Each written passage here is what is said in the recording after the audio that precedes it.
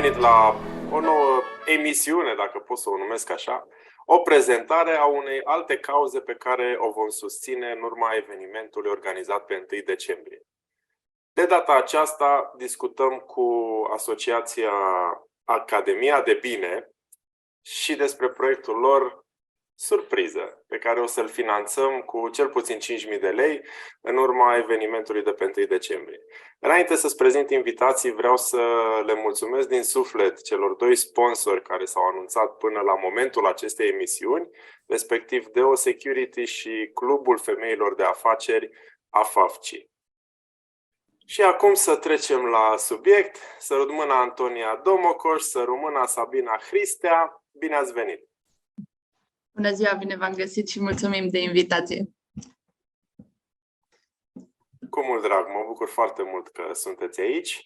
Și haideți să începem în primul și în primul rând cu Academia de Bine.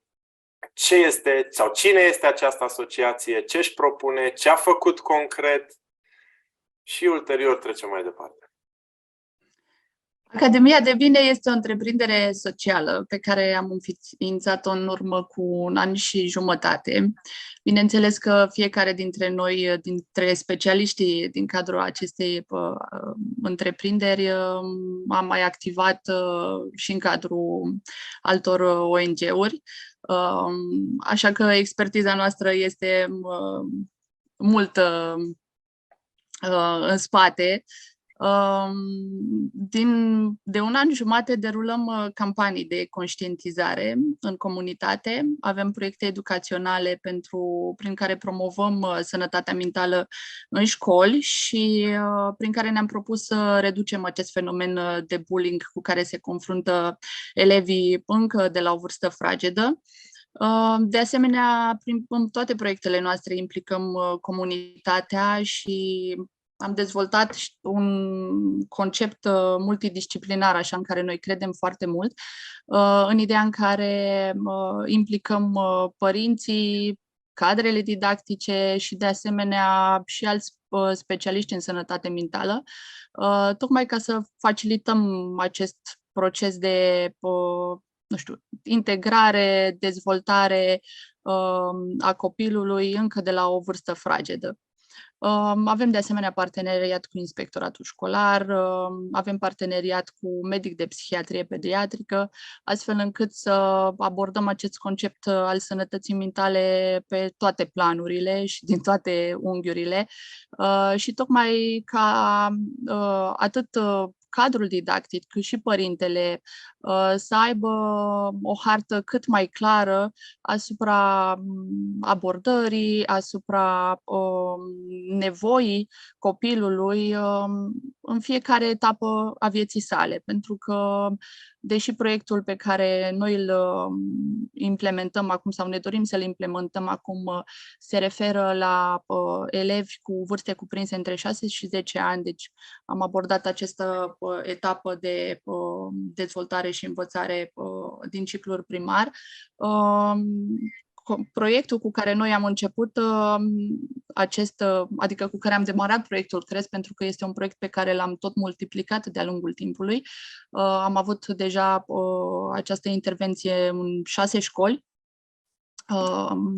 A început cu elevi din ciclul gimnazial, tocmai pentru că, de asemenea, este o mare provocare această vârstă de preadolescență și adolescență, în care copiii trec prin foarte multe schimbări și există foarte multă fragilitate emoțională acolo și tocmai de aceea ne-am gândit că este foarte important să venim cu sprijin, suport și ghidare atât pentru elevi cât și pentru persoanele importante și modelele din viața lor.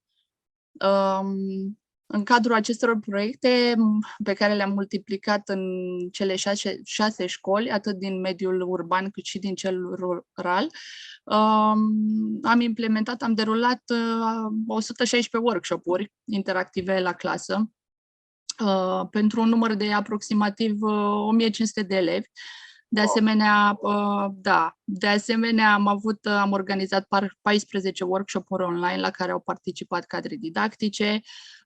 Au fost organizate, adică au fost Aceste workshop-uri au fost prezentate și susținute atât de psihologi, cât și de acest medic de psihiatrie pediatrică cu care noi avem o colaborare foarte bună. De asemenea, am organizat 16 workshop-uri pentru părinți, în care de asemenea am abordat conceptul de sănătate mentală, conceptul de reziliență, cum cultivăm stima de sine a copilului.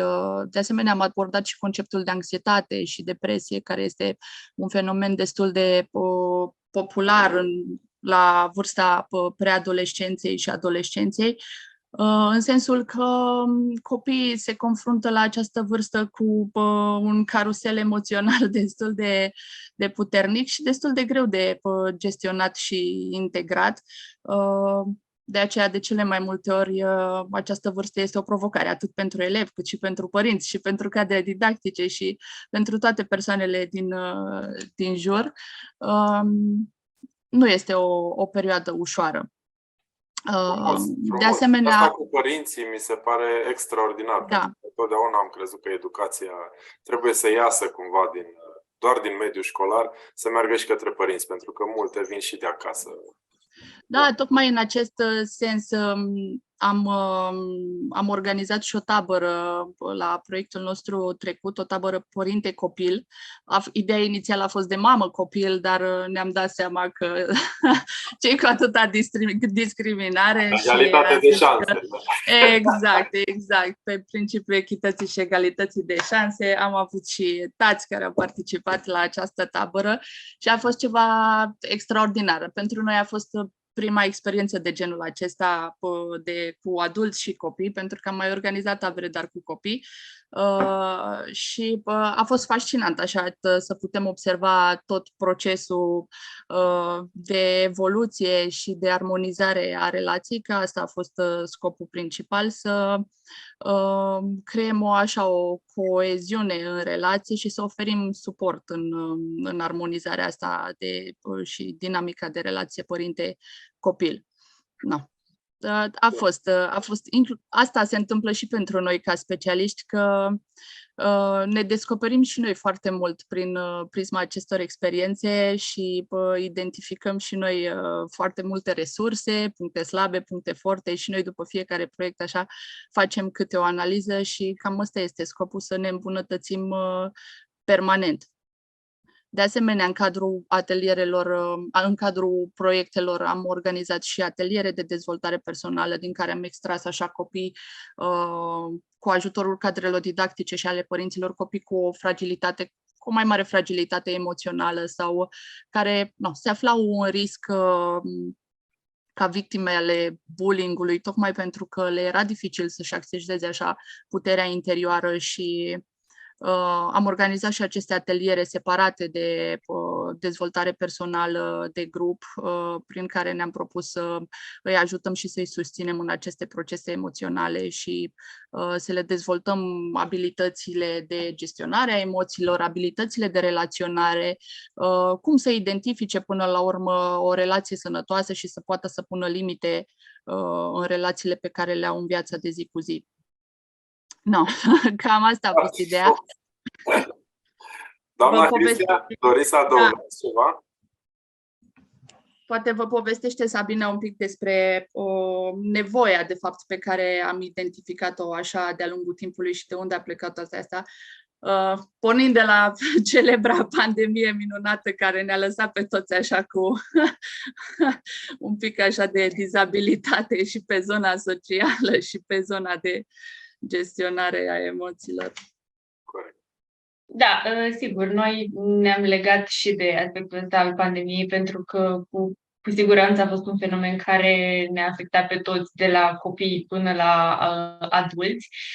Și lucrând în principal cu copiii și cu părinții acestora, am identificat nevoia odată de construire a unei sănătăți mentale cât mai înalt funcționale, dacă pot să-i zic așa, în sensul în care de a crea mecanisme copiilor de reglare sănătoasă, de a face față anxietății și a tuturor fenomenelor care apar, dar am identificat și necesitatea asta adică viziunea noastră de echipă multidisciplinară are, bineînțeles, un sens și anume că niciodată nu luăm copilul separat de mediul în care crește și de sistemul său, pentru că e foarte important ca ei să știe că au un sprijin atât în părinți cât și în profesori, pe lângă echipa de psihologi și de specialiști, și de aceea am mers cu viziunea asta a echipei multidisciplinare.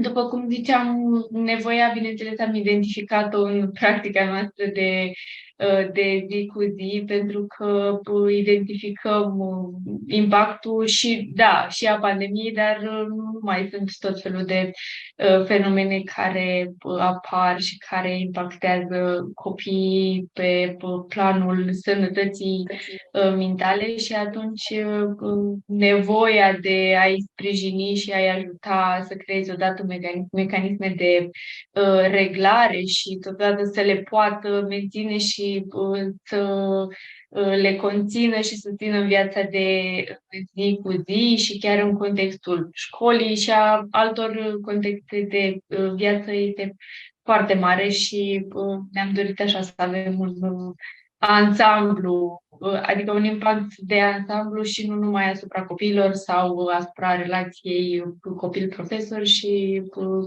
îl vedem ca pe un întreg. Da, foarte frumos modul în care abordați și foarte faină implicarea. Vă felicit așa. De la jumatea emisiunii deja vă felicit pentru tot ceea ce faceți.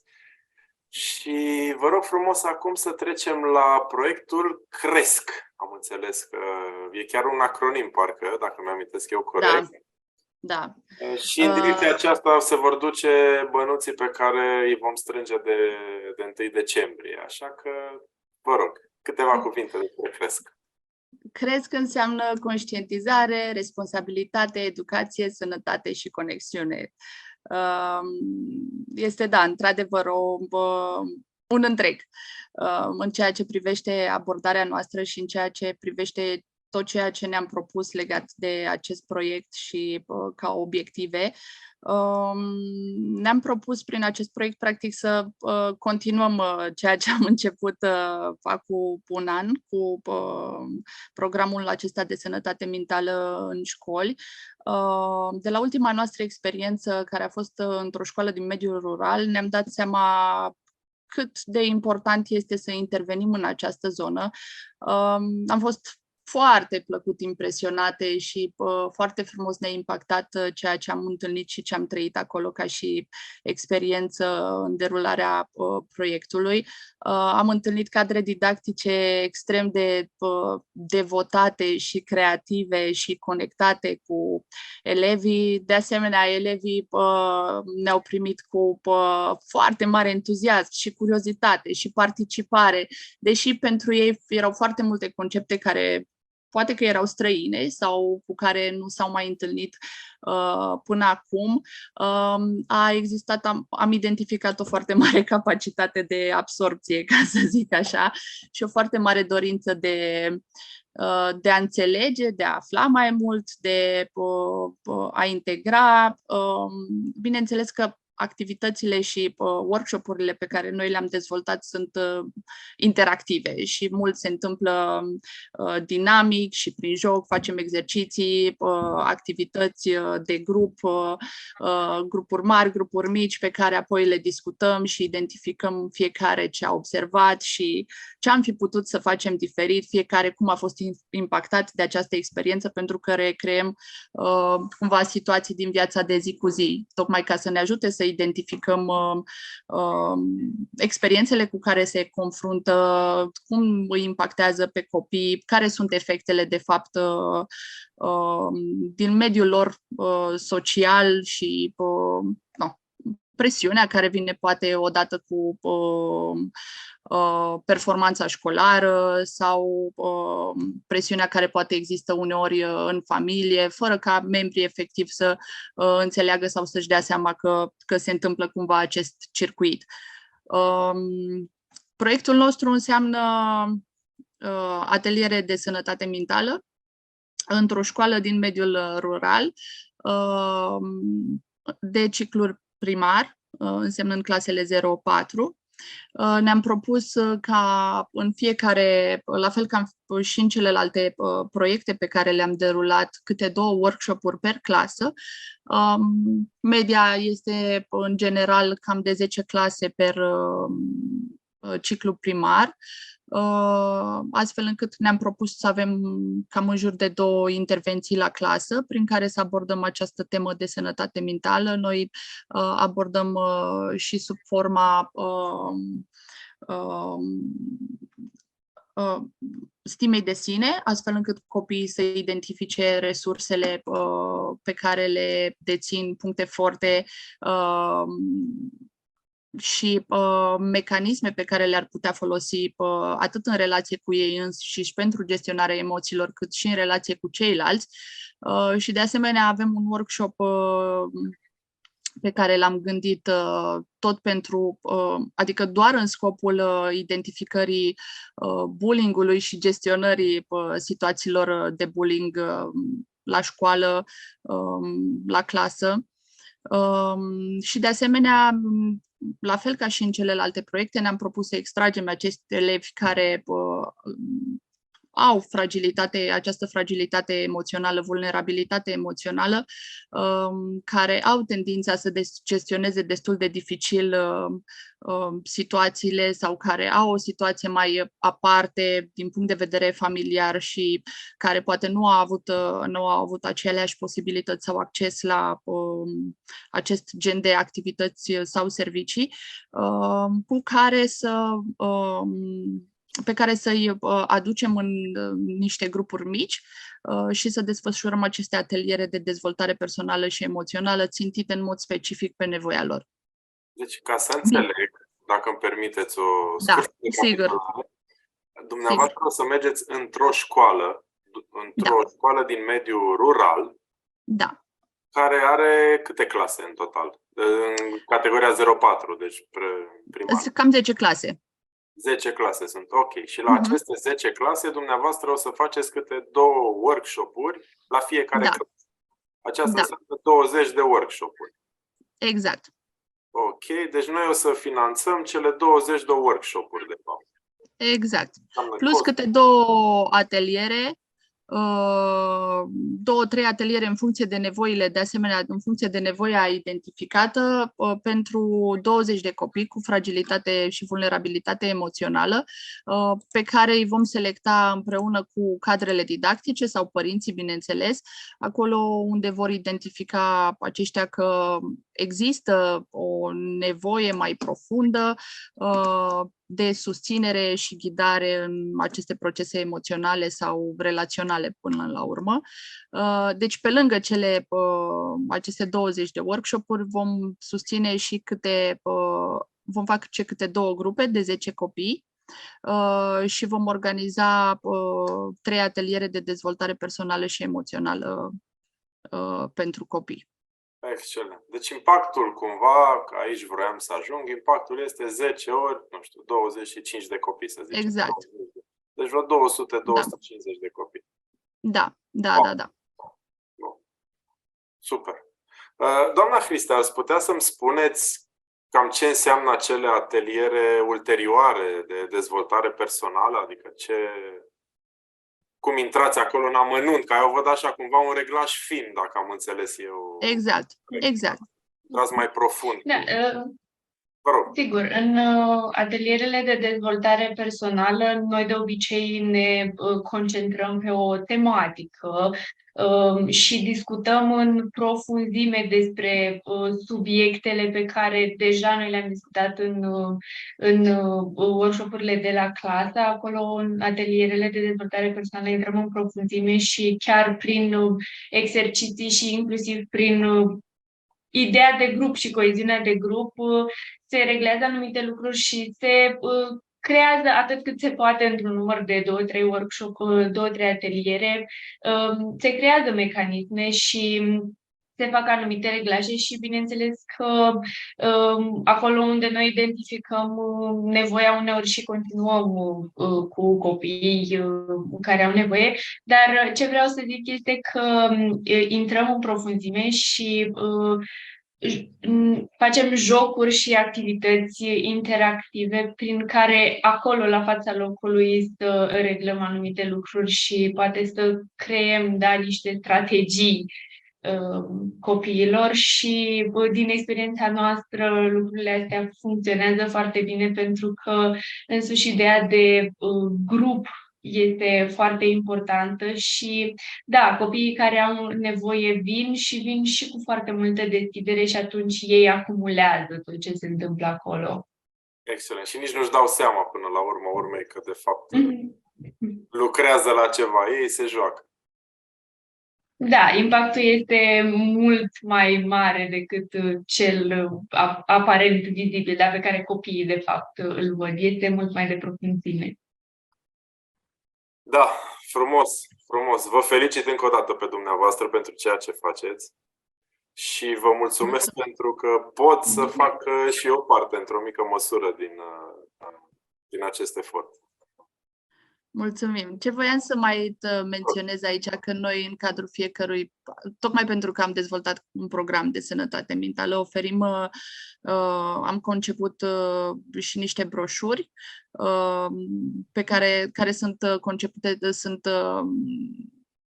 pe care le-am dezvoltat sub forma unui ghid, astfel încât să vină ca suport atât pentru părinți, cadre didactice, cât și pentru copii. Mă refer aici la broșuri separate pentru copii și adulți, cu exemple de strategii, bineînțeles, în primă fază cu informații despre tot ce înseamnă acest concept de sănătate mentală, conceptul de anxietate, depresie, bullying, stimă de sine, reziliență și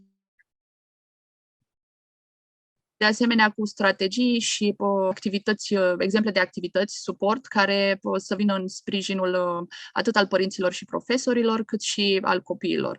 Tehnici pe care aceștia le pot folosi pentru reglare emoțională, pentru cultivarea stimei de sine. Da, frumos. Foarte frumos. Am ajuns la finalul prezentării. Vă mulțumesc mult pentru participare și pentru tot ceea ce faceți încă o dată. Și noi vă mulțumim foarte mult pentru susținere. Da, cu mult drag, cu mult drag. Așadar, Asociația Academia de Bine, proiectul lor cresc, le urăm succes și bineînțeles că te invităm să fii alături de noi pe 1 decembrie. O să lăsăm în comentarii, o să găsești în comentarii un link către pagina unde te poți informa despre eveniment și bineînțeles de unde poți să îți iei biletul, care se ia sub formă de donație, ca să fii alături de noi acolo.